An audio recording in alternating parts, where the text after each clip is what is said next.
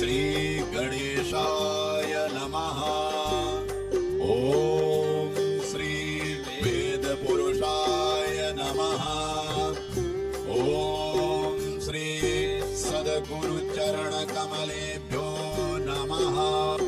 धर्मराज युधिष्ठिर कहने लगे कि हे महाराज, आपने फाल्गुन शुक्ला एकादशी का महात्म्य बतलाया। अब आप कृपा करके यह बताइए कि चैत्र कृष्णा एकादशी का क्या नाम है, इसमें कौन से देवता की पूजा की जाती है और इसकी विधि क्या है।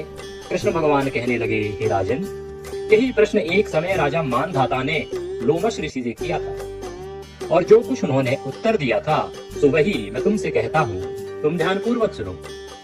लोमश ऋषि कहने लगे कि राजन, इस एकादशी का नाम पाप मोचनी एकादशी है। अब मैं इसकी कथा कहता हूँ, तुम सुनो।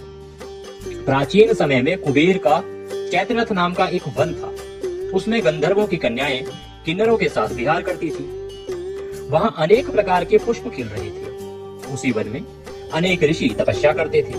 स्वयं इंद्र भी चैत्र और वैशाख के मास में देवताओं के सहित वहां आकर क्रीड़ा किया करते थे। वहीं अपने आश्रम में मेधावी नाम के एक ऋषि भी तपस्या में संलग्न थे, अर्थात तपस्या कर रहे थे। वे शिव के परम भक्त थे। एक समय मंजुघोषा नाम की अप्सरा ने उनको मोहित करने का विचार किया। वह ऋषि के भय के मारे समीप नहीं गई, वरन दूर बैठकर वीणा पर मधुर गीत गाने लगी। उस समय कामदेव ने भी मेधावी ऋषि को जीतने की चेष्टा की। उन्होंने उस सुंदर अप्सरा के रूप को धनुष, कटाक्ष की डोरी और नेत्रों को धनुष की लचक और कुचों को कुली बनाकर मंजुघोषा को सेनापति बनाया। उस समय मेधावी ऋषि भी युवा और हष्ट पुष्ट थे, साथ ही यज्ञोपवीत तथा दंड धारण किए हुए थे और ब्रह्म तेज से युक्त थे।